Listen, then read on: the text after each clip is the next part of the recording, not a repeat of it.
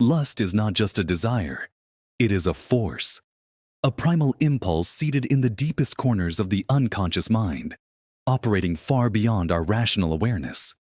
Carl Jung understood that lust isn't simply about sex. It's about compulsion, possession, and the parts of ourselves we refuse to confront.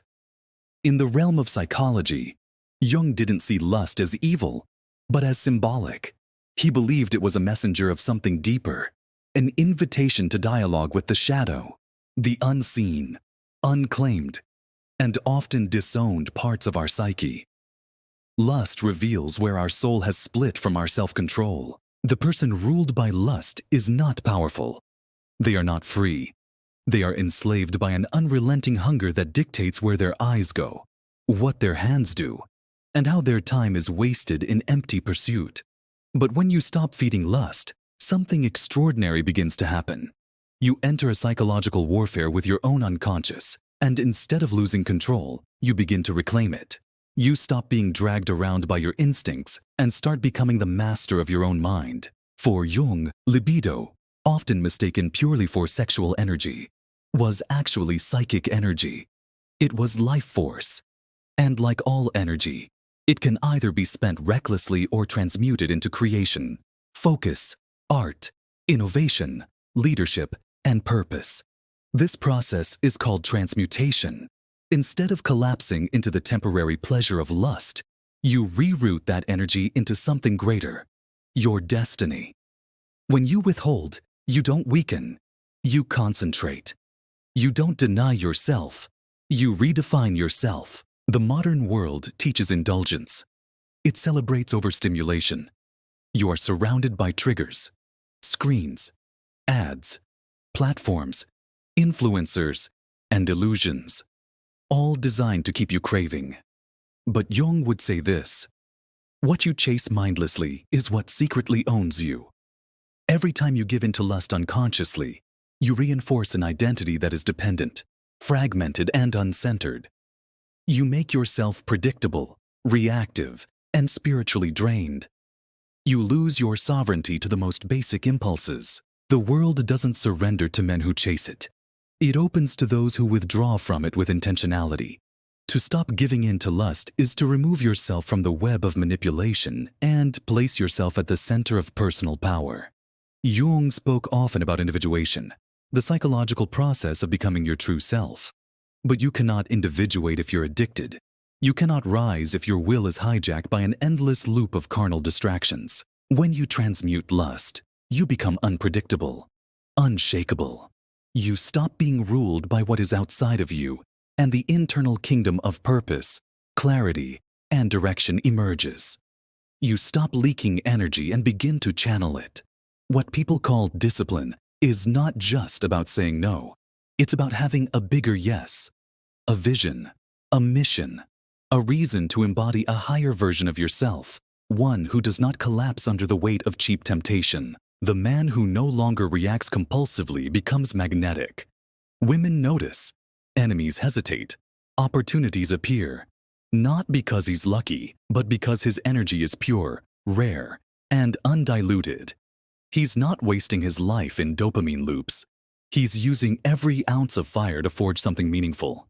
There is a hidden nobility in restraint. Lust screams for instant reward, but mastery whispers of timeless power. Jung knew that unintegrated lust would always lead to destruction. Not because sex is bad, but because anything you cannot control will eventually control you. The world has been inverted. People confuse freedom with indulgence.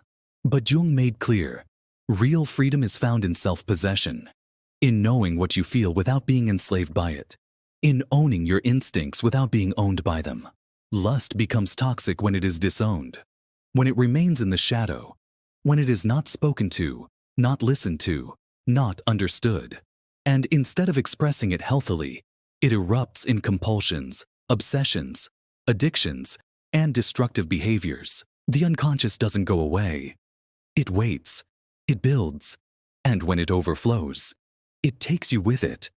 That's why spiritual transmutation is a psychological necessity. The lust you refuse to master becomes the chaos that masters you. There is nothing inherently wrong with desire. It's the absence of awareness around desire that makes it dangerous. Lust is not a sin. It is a signal. It shows you where you are hungry for connection, meaning, intimacy, or power. But most men never decode it. They let lust run their lives, destroy their relationships, and poison their self-worth. They use lust to escape pain, not realizing they're feeding the very demon they need to confront. When you stop giving in to lust, you don't become numb.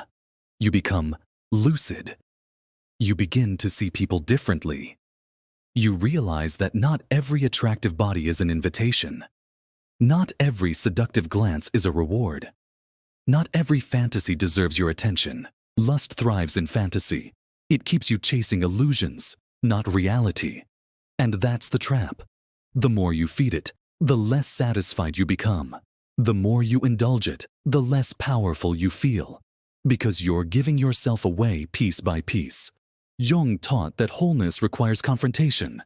You must meet your shadow, your darkest impulses. Not to be shamed by them, but to integrate them. To look lust in the eye and say, I see you. I understand you. But I will not let you drive. This is what real strength looks like. It's not absence of temptation. It's the ability to remain grounded within it. It's not avoiding pleasure. It's choosing purpose over compulsion.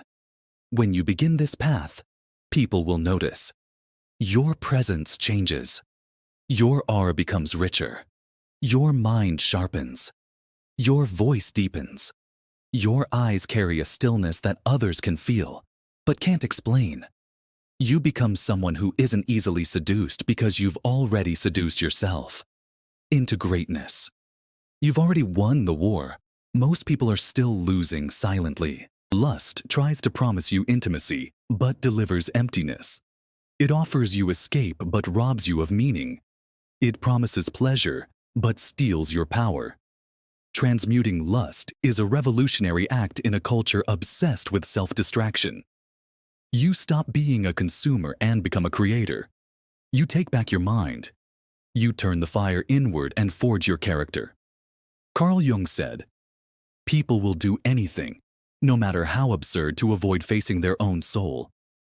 And that's what lust often is, an avoidance, a mask, a dance around the truth of what we really need to face within ourselves. To stop giving into lust is to begin a conversation with your soul. It's not about repression. It's about redirection. It's about meeting your unmet needs with maturity, depth, and creativity. As you discipline your body, your spirit awakens. Your nervous system recalibrates. Your dreams become vivid. Your intentions become focused. Your confidence stops depending on approval and starts flowing from alignment. This energy is ancient, sacred, potent, but only if you guard it, steward it, and respect it. If you spill it carelessly, you lose more than you think. You lose vision. You lose focus. You lose the very essence of your creative power. Every time you delay gratification, you build integrity. Every time you resist the urge to escape into lust, you expand your capacity for presence. You begin to make peace with silence, solitude, and slowness. This peace is what most men are actually craving. Not just sex. They want depth, connection, respect.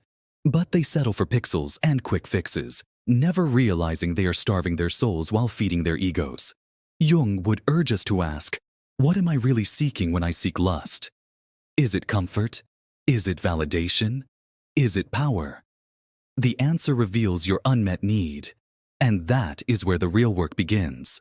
The irony is that when you no longer need lust, you become more desirable. Not because you're chasing approval, but because your energy is rare.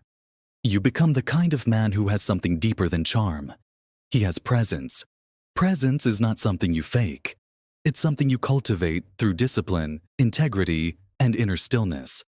Lust scatters your presence. Mastery anchors it. So, when the world surrenders to you, it's not by accident. It's because you've stopped being a boy chasing pleasure and started being a man embodying power. The world respects restraint, even if it doesn't advertise it. Lust will always be there. But now you're not reacting to it. You're responding with awareness. Now you can look it in the eye and say, "You're not in control anymore. I am." And that shift, that inner claiming of power, is what Jung meant by integration. You're no longer divided, no longer torn between what you crave and what you are. You become whole. And when you become whole, the world mirrors back wholeness. Opportunities come. Respect grows.